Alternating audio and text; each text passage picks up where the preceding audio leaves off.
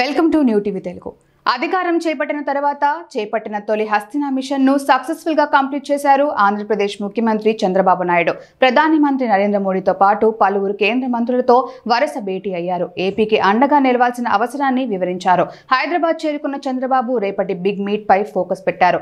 ఇంతకు 2 states face to face చర్చించబోయే అంశాలేంటి, 10 ఏళ్లుగా పరిష్కారం కాని అంశాలు ముఖ్యమంత్రుల భేటీతో కొలిక్కి వస్తాయా అని 2 రాష్ట్రాల్లో ఆసక్తికరంగా మారింది. ఢిల్లీ పర్యటనను సక్సెస్ఫుల్ గా ముగించారు ఏపీ సీఎం చంద్రబాబు. ముఖ్యమంత్రిగా బాధ్యతలు చేపట్టిన తర్వాత తొలిసారి హైదరాబాద్కు వచ్చిన టీడీపీ అధినేతకు పార్టీ నేతలు, కార్యకర్తలు, అభిమానులు ఘనస్వాగతం పలికారు.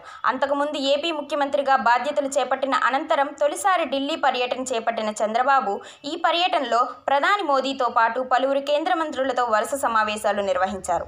ఆర్థిక సుడిగుండంలో ఉన్న ఆంధ్రప్రదేశ్ను ఆదుకోవాలని ప్రధానిని కోరారు. 2014లో రాష్ట్రాన్ని అశాస్త్రీయంగా విభజించడం వల్ల ఏపీ ఎదుర్కొంటున్న సమస్యలు, దానికి తోడు గత 5 ఏళ్ల పాలన వల్ల తలెత్తిన ఇబ్బందులను మోదీకి వివరించారు. పోలవరం ప్రాజెక్టు, ఇతర జలవనరులు, రహదారులు, రాజధాని నిర్మాణాలను గత ప్రభుత్వం విస్మరించడం వల్ల రాష్ట్రం తీవ్రంగా నష్టపోయిందని చెప్పారు. కేంద్ర ప్రభుత్వం ఆర్థికంగా చేయూతనివ్వకపోతే ఈ సవాళ్ల నుంచి బయటపడడం కష్టమని ప్రధాని దృష్టికి తీసుకువెళ్లారు.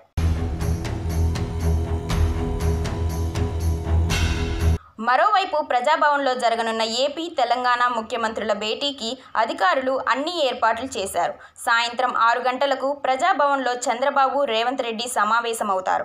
విభజనకు సంబంధించి అపరిష్కృతంగా ఉన్న అంశాలపై ముఖ్యమంత్రులు భేటీ కావడం ఇదే మొదటిసారి.